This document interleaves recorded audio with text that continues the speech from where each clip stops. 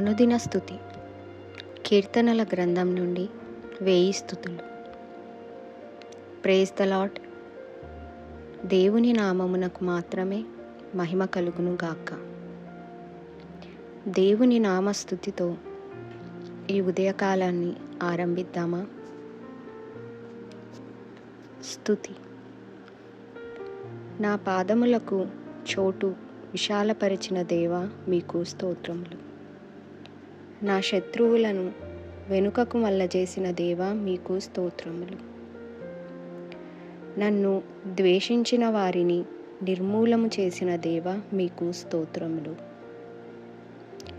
అన్యజనులకు అధికారిగా చేసిన దేవా, మీకు స్తోత్రములు. స్తోత్రార్హుడవైన దేవా, మీకు స్తోత్రములు.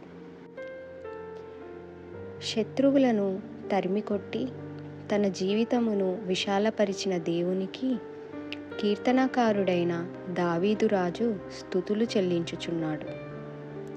శత్రువుల చేతి నుండి విడిపించుట మాత్రమే గాక వారందరికంటే తనను ఎత్తుగా హెచ్చించాడు.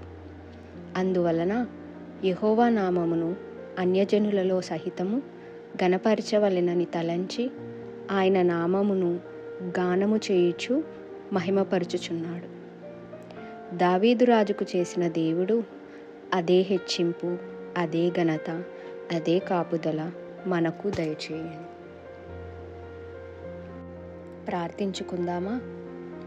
తండ్రి, మా పాదములకు చోటు విశాలపరిచిన వాడా, మమ్ములను కాపుకాయు దేవా, మమ్ములను ఎత్తైన స్థలములలో నిలుపు దేవా, మీకు ఎనలేని కృతజ్ఞతలను చెల్లించుకుంటున్నాం తండ్రి.